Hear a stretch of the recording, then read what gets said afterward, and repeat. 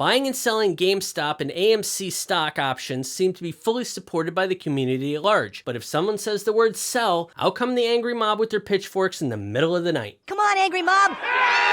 My name is John Ross with Finance on a Budget. In the last video, I talked about how FOMO, YOLO, and diamond handing GameStop and AMC stocks were costing you a ton of money. In this video, I want to cover the various attempts that worked out for me, as well as those that didn't work out too well. Watching the first video isn't mandatory, but the link to it will be included above. In short, I dispelled the myth that we should all be buying and holding every one of our stocks. While this is easy advice for novice investors, the more skilled ones have been buying and selling stock options since the very beginning. In the last video, I suggested my own path, which is buying and selling the actual stocks for quick profits, while still supporting the cause by holding onto a fairly large amount. While your own investments will vary, this strategy seems to have worked out very well for me, and it has gotten my wife on board, paid off a high-interest credit card, paid for my 2-week vacation, and actually appeased my mother-in-law, which is an amazing feat in and of itself.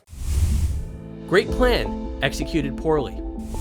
Some time ago, I had sold out all of my GameStop stocks because I felt that $200 per share was just too much money. One day, the stock was up, and so I sold everything that I had, and I made some money. I used the GameStop money to buy AMC stocks instead. However, if I had done it at the same time, I would be up over $45,000 today. That will always be something to haunt me, as I didn't reinvest it right away when I knew I should have. But I could hear my wife telling me to take my profits and bail. I could still hear an interview with the Wolf of Wall Street telling me it's a bubble and to get out. Everything told me to play it safe, so I did. 3 business days later, AMC doubled the price almost overnight, and boom, huge imaginary losses that could have changed my life. That's partly why I'm suffering from FOMO, because being cashed out at the wrong time will cost huge amounts of money. This is why holding is a simple but good plan. It's also why I'm now holding, selling, and buying based on predetermined baseline for the day. I have no desire to be caught off guard again. This is also why you need to set your expectations for planned long-term investment capital and leave yourself enough cash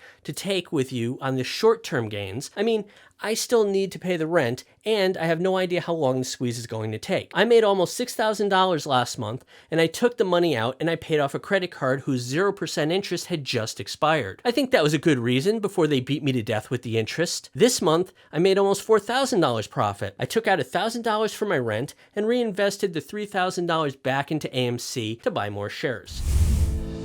Wait, what?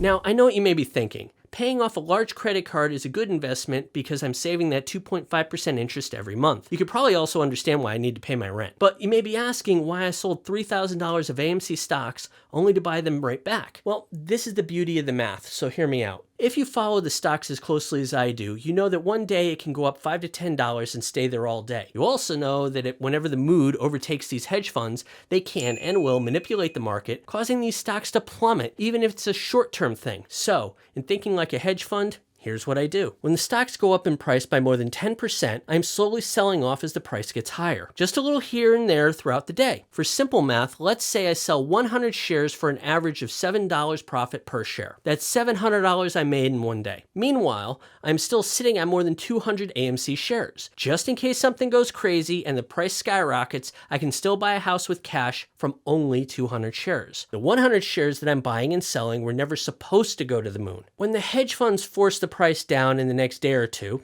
they always do, it's called a dip. I still have money from those 100 shares I set aside for this to happen. This gives me access to about $5,700 to buy back the shares at a price around $10 less than I originally sold it at. I can now buy the same 100 shares back at a lower price, plus another 14 shares from the $700 profit. Now can you start to see why I'm doing this? Make a plan, execute the plan. Get high on FOMO, ruin the plan.